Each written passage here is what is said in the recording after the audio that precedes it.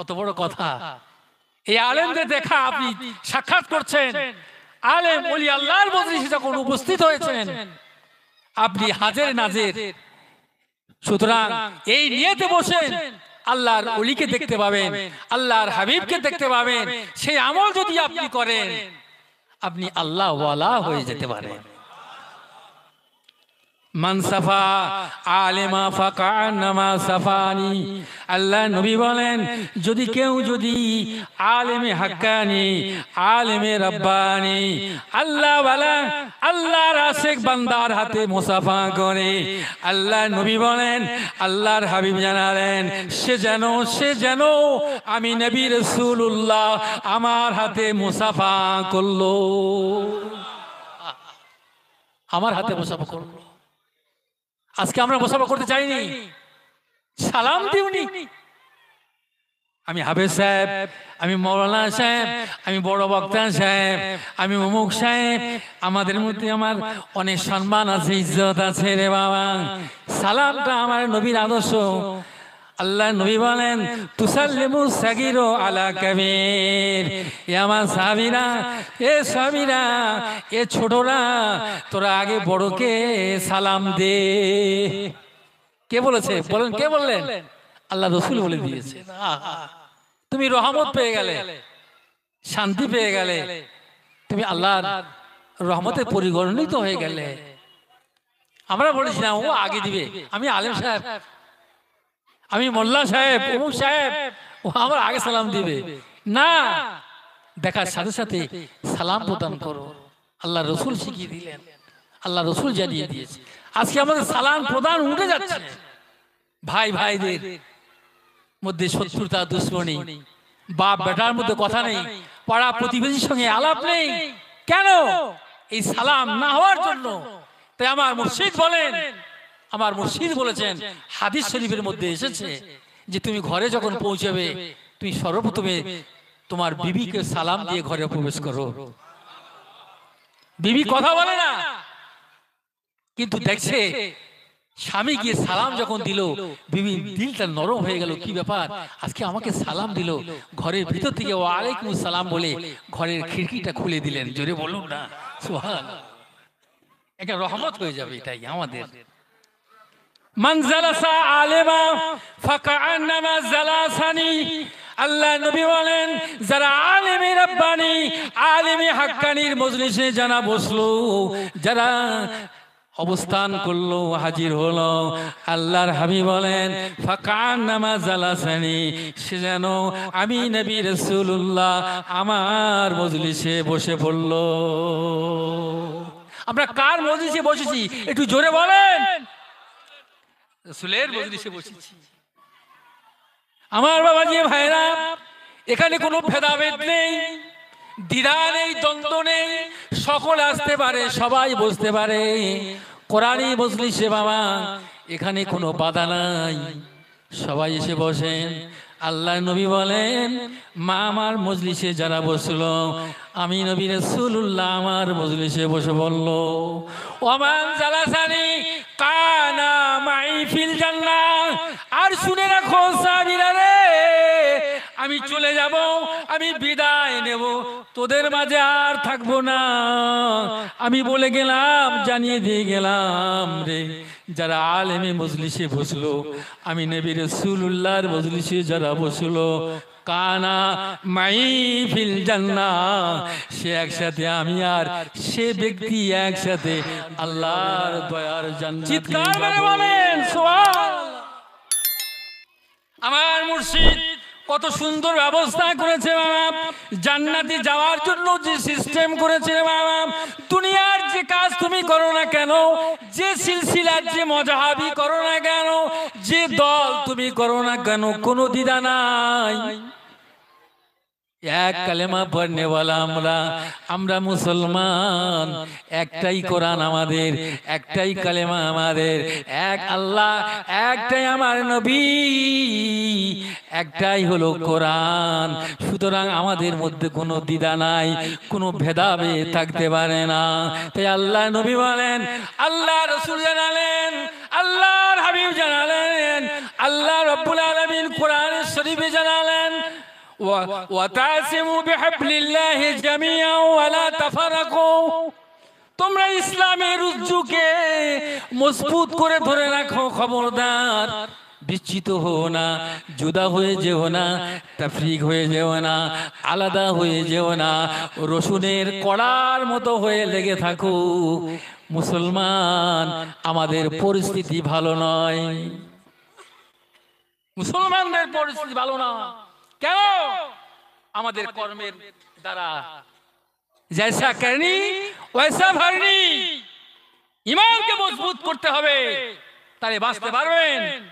তা না হলে আমাদের প্রতি অনেক আঘাত আসবে, অনেক ঝঞ্ঝাট আসছে, এসে গেছে, আরো আসবে। কিন্তু মজবুত ঈমান, আল্লাহর প্রতি দৃঢ় বিশ্বাস অটল অচল হবে, ধরে রাখতে হবে। নবীর প্রেম আঁকড়ে ধরে রাখতে হবে। আল্লাহর রজ্জুকে মজবুত করে যদি ধরে রাখতে পারি, বাতিল ফিরকা অটোমেটিক ধ্বংস হয়ে যাবে। জোরে বলুন না, একটু জোরে বলেন। আমার ভাইরা, ঈমান পরীক্ষার সময় এসে গেছে, এখন খুব দুর্দিন আমাদের এসে গেছে। কি বয়ান আপনাদের করব?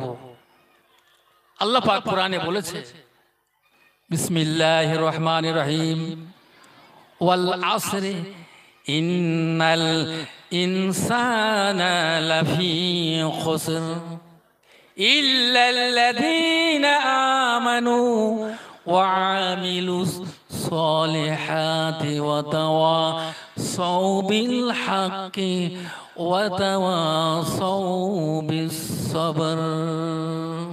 আল্লাহ পাক আসরের কসম করে বলছে, হ্যাঁ, ইন্নাল ইনসানা, নিশ্চয় মানুষ ক্ষতিগ্রস্তের মধ্যে, এরা অবনতির মধ্যে, উন্নতি নেই, এরা অবনতিদের মধ্যে, এরা খাসারার মধ্যে, এরা জলিল খার, এরা খারাপির মধ্যে। আল্লাহ পাক বলেছেন, কিন্তু আবার বলছে ইল্লাল্লাযীনা আমানু, ছাড়া, ব্যতীত, ইল্লা ব্যতীত, ইল্লাল্লাযীনা আমানু, যারা নাকি আল্লাহর প্রতি ঈমান এনেছে, ওয়া আমিলুস সালিহাত, যারা নেক আমল করেছে, এরা ছাড়া আর যা আছে সব ক্ষতিগ্রস্তর মধ্যে। বলুন নাউজুবিল্লাহ, বলেন। আল্লাহ আমাদেরকে হেফাজত করেন, বলুন আমিন। আমার আল্লাহ পাক জানিয়ে দিলেন, ওয়া তাওয়াসাউ বিল হক ওয়া তাওয়াসাউ বিস সবর, তোমরা হকের উপরে প্রতিষ্ঠিত থাকো, আর তোমরা সবর ইখতিয়ার করো, ধৈর্য ধারণ করো। অর্থাৎ নামাজ দিনদার হলো, ইমানদার হলো ওই ব্যক্তি যে সালাত আদায় করে, নেক আমল করে, আর পরেজগার ওই ব্যক্তি যে গুনাহ থেকে বাঁচে। জোরে হবে না?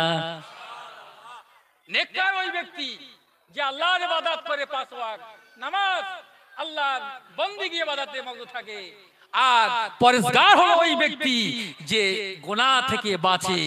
পরেজগার মানে গুনাহ থেকে বাঁচে। এই দুটি সলিউশন, এই দুটি জিনিস একত্রিত যখন হয়ে যায়, তখন হয়ে যায় আউলিয়ায়ে কামিলিন। অর্থাৎ সে কি হয়ে যায়?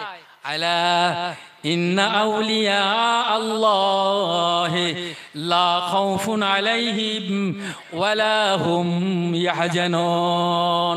অলমাইটি আল্লাহ ওয়ালা আল্লাহর বন্ধু হয়ে যায়, বন্ধু হয়ে যায়। জোরে বলুন না সুবহানাল্লাহ।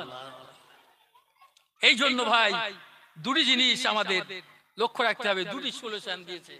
একটা হকের উপর থাকতে হবে, আর সবরকে ইখতিয়ার করতে হবে। কে কি বলেছে ছাড়ো, সে হাকিকাতে তার জ্ঞান নেই, সে অনেক কিছু লাফাবে, ফালাফালি করবে, তার মধ্যে সে জ্ঞান তার নাই, সে লাফাতে পারে।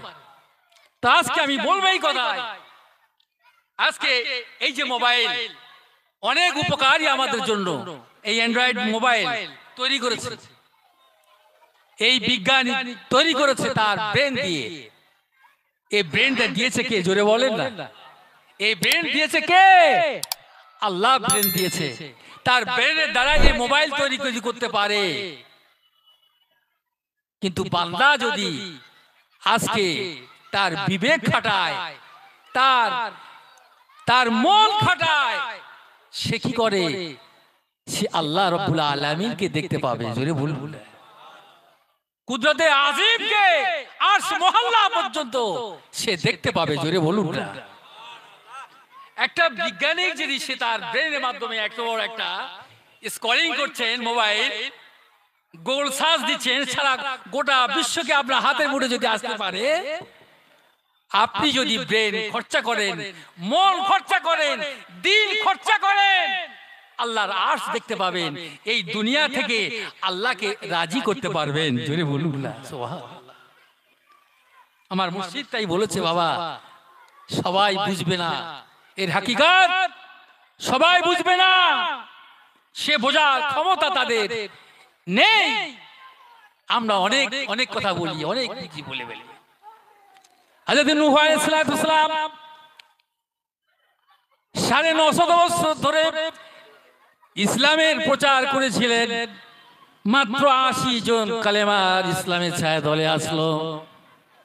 হযরত মূসা আলাইহিস সালাম তিনি ইসলাম প্রচার করলেন, মাত্র 12 জন ইসলামের কালেমায় গ্রহণ করেছে, তার হাতে বায়াত হয়েছে। কিন্তু এমন নবীদের এত অত্যাচার, এত জুলুম, এত শোষণ, এত নিষ্পেষণ করেছে, এত নির্যাতন করেছে, কিন্তু আল্লাহর নবীরা আল্লাহ দরবারে দোয়া চেয়েছেন, আল্লাহ আর সহ্য করতে পারি না, আল্লাহ এদেরকে গজব দাও, এদেরকে ধ্বংস করে দাও, শেষ করে দাও, আমি আর সইতে পারি না। আল্লাহর তরফ থেকে তার কম জাতিগুলো ধ্বংস করে দিল। আসমান থেকে পানি পরিবর্তে আগুন বর্ষালো, আসমান থেকে পানি বর্ষাতে পাথর নিক্ষেপ করলো, আসমান থেকে পানি বর্ষণ করে জমিনের দরজা খুলে দেওয়া হলো, মহাপ্লাবন করে দেওয়া হলো। লূত আলাইহিস সালামের জামানায় সমস্ত মাটিগুলো ওলটপাল করে দিয়ে জীবনের মতো শেষ করে দেওয়া হলো। আল্লাহর নবীরা দোয়া চাইলে সাথে সাথে আল্লাহর দরবারে কবুল হয়ে যায়। আমার আপনার নবী দুজাহানের বাদশা নবী মুহাম্মদ রাসূলুল্লাহ সাল্লাল্লাহু আলাইহি ওয়াসাল্লাম, তিনি আখেরি নবী, শেষ নবী। তিনি আমাদের শুধু নবী নন, তিনি নবীদের নবী, কুল কায়নাতের নবী। তিনি তার প্রতি কম অত্যাচার হয় নাই, এত জুলুম হয়েছে, এত অত্যাচার হয়েছে। তাইফের মানুষেরা পাথর নুলিয়ে দিল, পাথর ছুঁড়ল, ক্ষত বিক্ষত করলো, সারা শরীরে রক্ত ঝরলো, খুন ঝরতেছে, আপনার রক্ত শূন্যতা দেখা দিচ্ছে। কিন্তু আল্লাহর নবীর সঙ্গে যায়েদ রাদিয়াল্লাহু তাআলা আনহু ছিলেন। তিনি এমন সময় দেখেন, যায়েদ রে আমার কাপড়টা, জামার কাপড়টা খুলে ফেলো। হুজুর বলেন, আমি জামার কাপড় খুলতেছি যেন হুজুরের রক্ত মোবারক আর শরীর মোবারক এঁটে সেটে ধরে রয়েছে। ওই সময় যায়েদ কান্দন করে বলেন, আল্লাহ যার চরণে তামাম পৃথিবী শরণ, সেই চরণে আজ কি দুর্দশা গো আল্লাহ।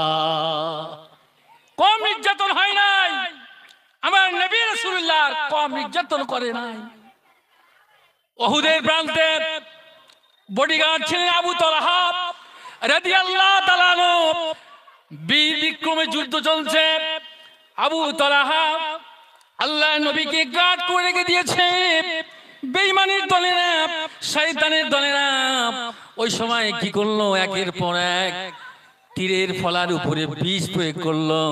বিষ মাখিয়ে দিয়ে নবীকে জীবনের মতো শেষ করে দেওয়া হবে। বলুন একবার জোরে নাউজুবিল্লাহ। আল্লাহ যাকে রাখে তার মারার ক্ষমতা কারো আছে? আল্লাহ তাকে হায়াতে রেখেছিলেন। হযরত আবু তালহা তিনি কি করছেন, শত শত তীর দেখতে পাচ্ছেন, বাম দিকে তীর আসছে, হাত দিয়ে পাকড়ে ধরছে, আবার সামনের দিকে আসছে, আবার ধরছে, আবার এমনি বাম দিকে আসছে, আবার সেই তীরগুলো এমন করে গার্ড দিতে দিতে দিতে দিতে দিতে পিছের দিকে ফিরে দেখে আবার তীর আসছে। আল্লাহর নবী সাহাবী হযরত আবু তালহা রাদিয়াল্লাহু তাআলা আনহু হুজুর আমার বডিগার্ড দিলেন নবীকে, যাতে আমার রাসূলুল্লাহ দেহ মোবারকে যেন একটা তীর বিদ্ধ না হয়। কি মহব্বত, কি কি ভালোবাসা ছিল, আমার জীবন চলে যায় যাক, আমার নবী বেঁচে থাক, জোরে বলুন। এরকম আছে আমাদের মধ্যে? দেখান, বাঁ দিক থেকে হাত দিয়ে মারছে। শেষ পর্যন্ত আবু তালহা উহুদ প্রান্তে আর থাকতে পারল না। হুজুরের রক্ত শূন্যতা, এত রক্ত ঝরছে, এত রক্ত ঝরছে, হুজুর বেহুশ হয়ে পড়ে গেলেন। এমন সময় তিনি ইন্তেকাল হয়ে গেল। বলুন না ইন্না লিল্লাহি ওয়া ইন্না ইলাইহি রাজিউন।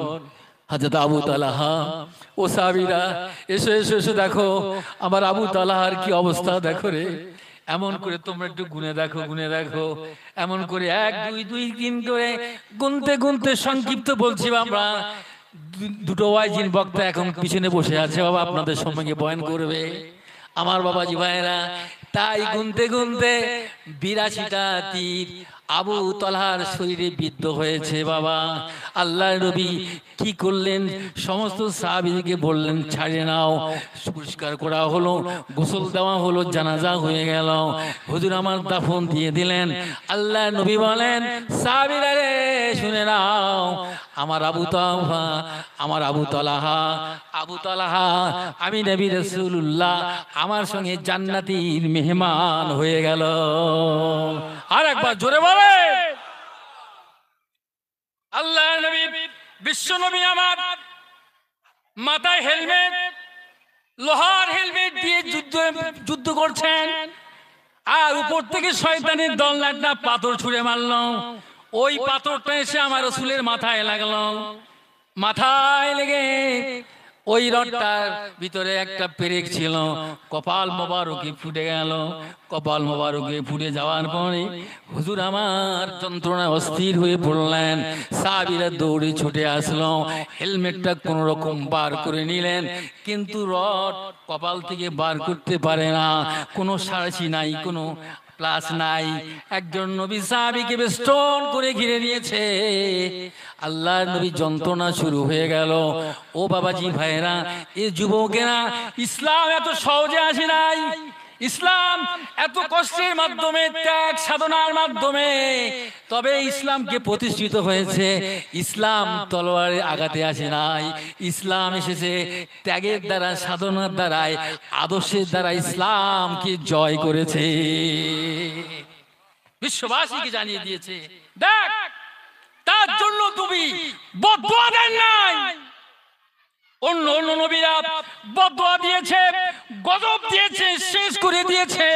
পানির পরিবর্তে তাদেরকে বর্ষণ, আগুন বর্ষণ করে দিয়েছে। জমিনগুলো উল্টে দেওয়া হয়েছে, শেষ করে দেওয়া হয়েছে বাবা। কিন্তু আমার নবী, বিশ্ব নবী, মায়ের নবী, দয়ার নবী, তিনি উম্মতি মুহাম্মাদের জন্য বদদুয়া দেন না। আল্লাহ নবীকে বেষ্টন করে ঘিরে নিল, কেউ খুলতে পারে না। একজন সাহাবী এসে তার মুখে ধারে এসে দাঁত দিয়ে পেরেকটা এমন করে দাঁত দিয়ে কামড়ে মেরে টাট করে বার করে দেওয়া হলো। একটা রক্ত ফিনকি দিয়ে বার হলো। এত রক্ত ঝরছে, রক্ত বন্ধ হয় না। সমস্ত কবিরাজা সব এসে হাজির, কিন্তু আল্লাহ রাসূলুল্লাহর ওই রক্ত বন্ধ হয় না। হযরত ফাতেমা তুজহরা রাদিয়াল্লাহু তাআলা আনহা ছুটে এসে বলেন, আল্লাহ তোমার মাহবুব বান্দা, তোমার ওলি, তোমার দোস্ত, তোমার হাবিব, আমার আব্বাজানের আজকে এই দুর্দশা, আল্লাহ আল্লাহ আমার আব্বাজানকে তুমি সুস্থ করে দাও। আমার আব্বার শরীর অসুস্থ, আল্লাহ ও আল্লাহ তোমার হাবিব এত কষ্ট পাবে, আমি তার কলিজার টুকরা ফাতেমা আমি কেমন করে সহ্য করব। ওই সময় একটা ব্রেনে বুদ্ধি এসে গেল। খাজুরের পাতা জোগাড় করে নিয়ে তিনি জাল দিতে লাগলেন, তিনি আগুন ধরাতে লাগলেন। আগুন ধরিয়ে ছাই বানিয়ে দিলেন। ছাই বানিয়ে পিষিয়ে পিষিয়ে পিষিয়ে পিষিয়ে আটা মতো করে গুঁড়ো করে দিয়ে হযরতে ফাতেমা রাদিয়াল্লাহু তাআলা আনহা আব্বা জানের কপাল মোবারকে দেওয়ার সাথে সাথে সাথে সাথে রক্ত বন্ধ হয়ে যায়। আর একবার জোরে বলেন না। ইসলাম এত সহজ নয় আমার বাবাজি ভাইরা।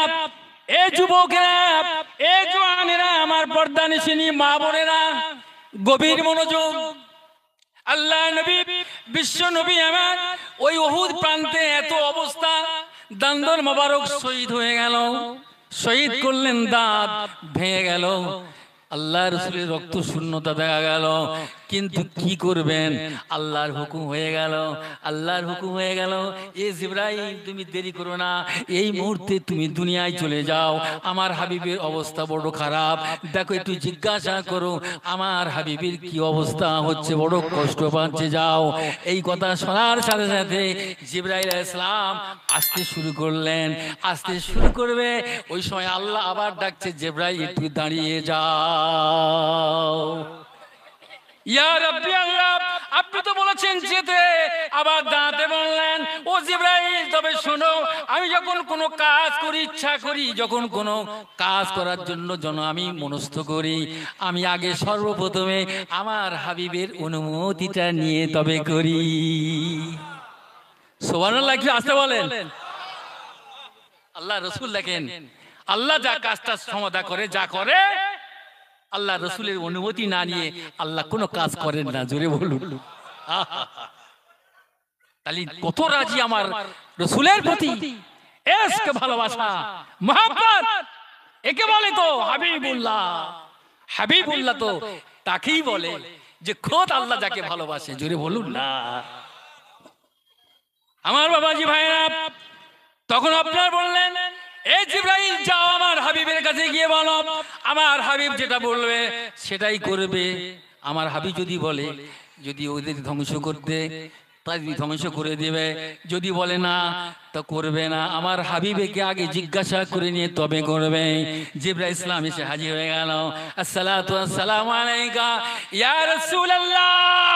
হুজুর আমার বেহুশ, হুজুর আমার সেন্সলেস, হুজুর আমার অজ্ঞান হয়ে পড়ে আছে মরু প্রান্তে, ওই উহুদ প্রান্তে পড়ে রয়েছেন।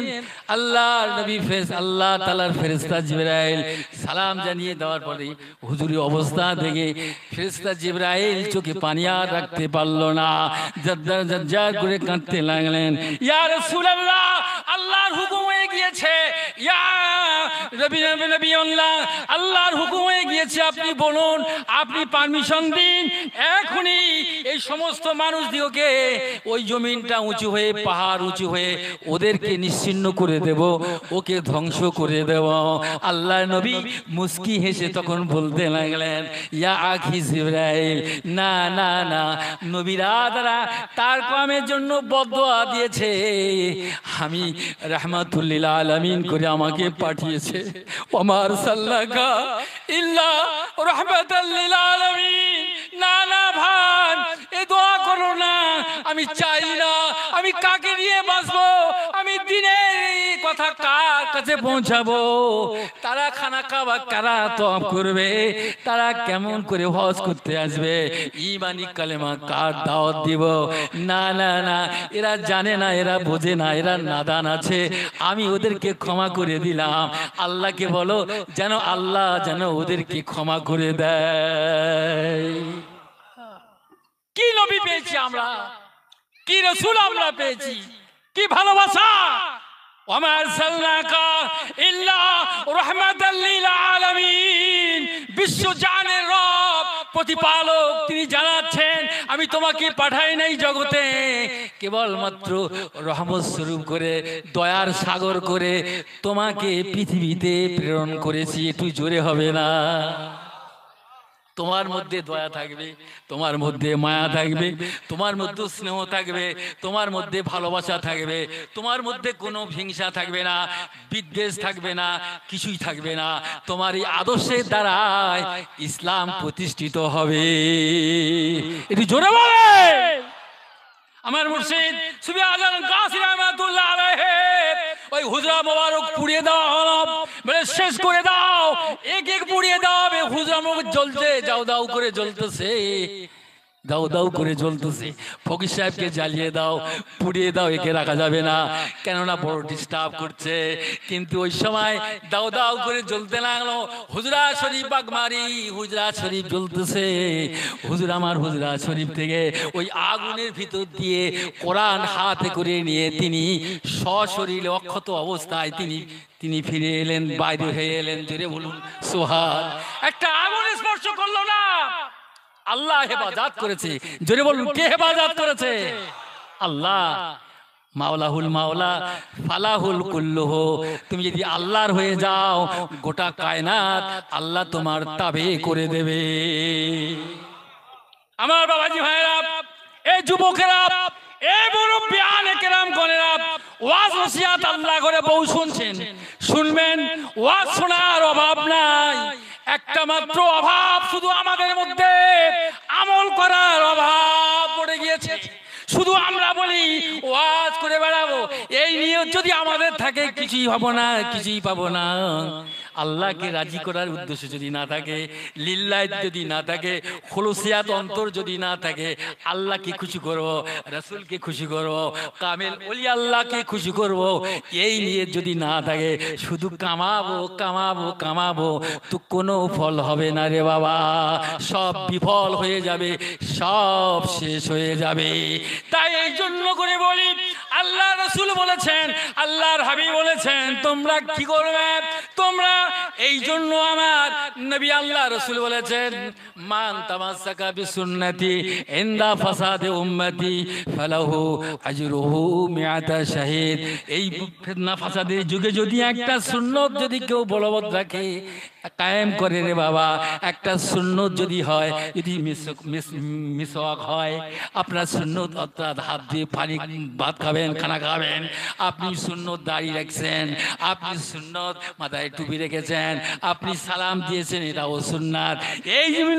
এই আদর্শ যদি মুসলমানদের মধ্যে থাকে, আল্লাহ রাসূল বলেছেন 100 শহীদের সমান সওয়াব আল্লাহ পাক তার নামে আমলে দান করে দিবে। আর একবার জোরে হবে। আমার বাবাজি ভাইরা, এই যুবকেরা, এই জওয়ানেরা, তাই আমি আপনাদের ঘরে বলে যাই, হযরত হাসান, হযরত হুসাইন রাদিয়াল্লাহু তাআলা আনহুমা, আল্লাহ নবী নামাজ এত মহব্বত করতো, এত ভালোবাসতো, এত প্যার করতো। হুজুর নামাজ পড়তেন, তার পিঠির চালের উপরে গিয়ে চড়ে বসতেন, চড়ে বসতেন। তিনি সেজদা থেকে মাথা তুলতে পারে না, মাথা তুলতে পারে না। আল্লাহর হুকুম হয়ে গেল, জিবরাইল যাও আমার হাবিবকে গিয়ে বলো, আমার হাবিব যেন নামাজের সেজদা যেন দীর্ঘায়িত করে। জোরে বলুন। কেন? হাসান হোসেন পড়ে যাবে, কষ্ট পাবে। আইডা আল্লাহ খুশি হয়ে গেছে। জোরে বলুন।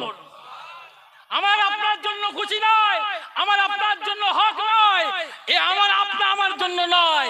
ঘরে গিয়ে তুমি নামাজ পড়ে না দিয়ে কোলে করে নিয়ে রাসূল করেছে বলে না, এ আল্লাহ খুশি হয়ে গেছে। জোরে বলুন। সেই যুবক, এই জওয়ানদের সর্দার হবে হযরত হাসান আর হযরত হুসাইন। জোরে বলুন সুবহানাল্লাহ। হযরত হাসান আবার তিনি দাঁড়িয়ে গেলেন নামাজ, আবার তিনি কি করলেন, দুই ধারে আবার রুকু যাচ্ছে, পিছনে হাতটা দিয়ে রুকু চলে গেলেন। আবার কিছুক্ষণ পরে দাঁড়িয়ে গেলেন, আবার তিনি সিজদায় চলে গেলেন। আল্লাহর নবী তাদের কোলে করে নিয়ে মসজিদে নববীর মধ্যে নিয়ে গেল, মসজিদে নববীর মধ্যে কাঁধে করে নিয়ে গেল। সাহাবী হাজার হাজার বসা, তার মধ্যে ওমর ফারুক বলতেছে, এ ভাই হাসান, এ ভাই হোসেন, কত সুন্দর সওয়ারি পেলে রে ভাই। জোরে বলেন।